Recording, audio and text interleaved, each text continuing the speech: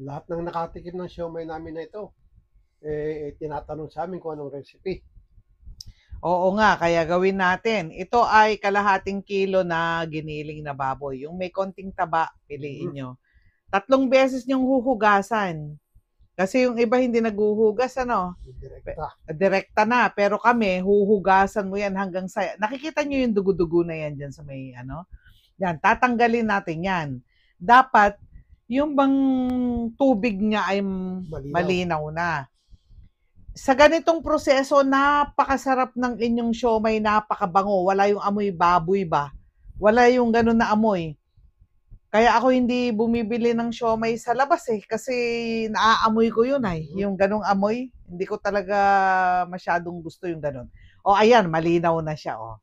Yan, pwede na nating tigilan dyan. Nakatatlong hugas kami dyan, saka natin ito patitiktikan. Yes. Patuluin lang dyan. Ayan, timplahin na natin. Baking soda yon. 1 teaspoon.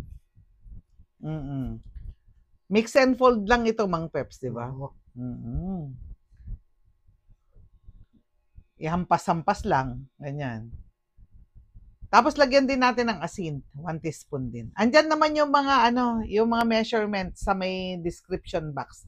Tignan nyo na lang. Itong proseso na to napaka-importante yung paghampas-hampas na ganyan. Kasi mapapakunat mo kasi yan yung mapapalagkit mo siya.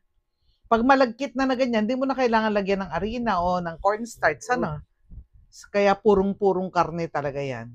Ito, 250 grams na shrimp, nilinisan na natin. Saka tinagtad. Yes. Ayan. Ihalo natin. Ito yung ating shiitake mushroom. Shiitake mushroom. Yung nasa can yan, yung nasa can. Tapos, ihalo natin yung ating carrots ay ginadgad.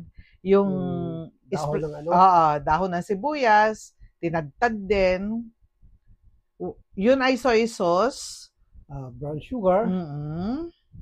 Saka yung oyster sauce. Tingnan nyo na lang kung naka-flash naman sa screen kung ilan yan. Yung ating ground pepper, saka yung ating sesame oil. Yan. Masarap na masarap ito Lahat ng nakakatikim nito talaga Ngayon isa na rin to sa most requested na inihahanda namin Ayan. Haluin lang mabuti tapos ipaghampasan ulit. Importante yung inihahampas para kumunat siya. Ay lumapot siya na gano'n. Sige, ayan. Magbalot na tayo. Punasan muna natin ng mantika yung ating steamer. Oo, para hindi manikit yung ating mga siomai. Ayan, madali lang ng pagbabalot kung may yung paraan yung magbalot. Ako kasi pinupuno ko lang tapos pinipisil ko lang sa ilalim saka sa ibabaw na ganyan. Saka ako sasakmalin. Ayun na. Ayan, ganyan lang. Tapusin namin to. Malalaki tong siomai na nagawa namin kaya 30 pieces lang. Pwede kayong gumamit ng maliit na wrapper para mas marami. Ayan, kailangan kumukulo yung tubig. Ang steaming time natin ay 20 minutes. Ayan, tapos na. 20 minutes na. Ay, napakasarap ng siomai na to. Try nyo. Gumawa na lang kayo ng masarap na sausawan nyo.